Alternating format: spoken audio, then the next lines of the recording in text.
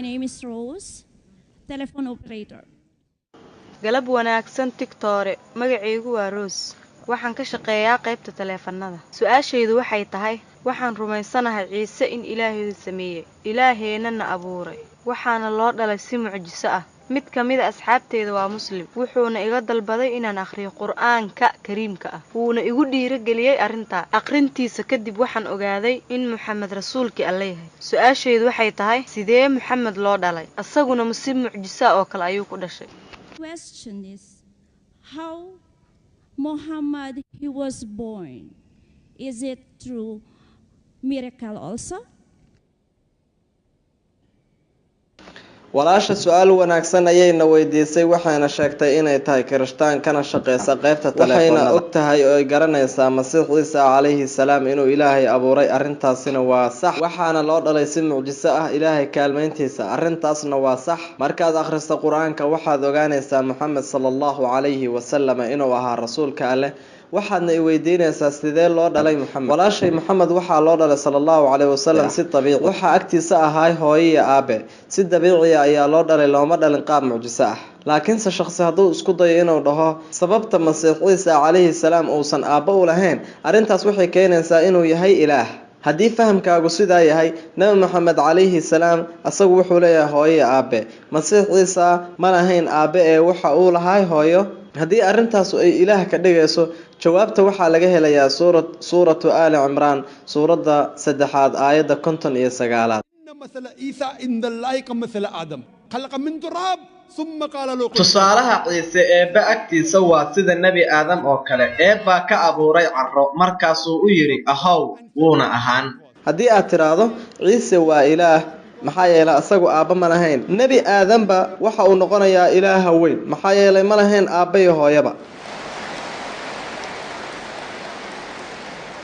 aniga waan garanayaa way ii caddahay marka la ii ma sha Allah arinta aan awoodo inaan ku sheego waxay inaan joogtay doono akhrinta Qur'aan si aan wax badan u ogaado annaguna diyaar ayaan u nahay walaashan si aad u soo gasho diintii nabadda aad u mahadsan akhri Qur'aanka markaas ayaad ogaanaysaa islaamku inuu yahay dariiqada saxda ah ee nolosha oo markaasna aad rumayso Qur'aanka waxaana kugu waajiba inaad si degdeg ah u rumaydo aqbal ilaah xaq lagu caabudaa inuu jirin Allah mooyaane rumee in Ciise rasuulka Allah yahay nabi Muhammadna rasuulka Allah yahay sallallahu alayhi wa sallam rumaysan tahay in Ciise rasuulka Allah yahay oo aad rumaysan tahay Ilaahay inuu jiro oo aan lahayn suurado oo markaana aad rumaysan tahay nabi Muhammad inuu yahay rasuulkii ugu dambeeyay ee rususha kaasoo nabinimadiisa lagu sheegay Bible-ka si aan hore u sheegaba markaas waxaad noqonaysaa muslimad marka aad rumaysan tahay inuu jiro hal ilaah in Ciise calayhi salaamna uu yahay rasuulkii Allah nabi Muhammadna rasuulkii rususha ugu dambeeyay uu yahay marka iraadadaadu Ilaahay ayay u quduucaysaa idan ma rumaysan tahay we have only one God we are all brothers and sisters laakiin ma rumaysan tahay in Ciise uu rasuulka Allah yahay ha ma rumaysan tahay nabi Muhammad inuu rasuulka Allah yahay waxaan ogaaday arinta markaan akhriyay Qur'aanka Kariimka ah laakiin ma rumaysan tahay arinta waan rumaysanahay ma sha Allah haddii aad rumaysan tahay waan rumay doonaa aan kuma maqlin waan rumay doonaa waxaana noqon doonaa mu'minad dib ayaan qalbigayga ugu furi doonaa iimaanka xaqiiqada Qur'aanka idan ma rumaysan tahay Muhammad inuu rasuulka Allah yahay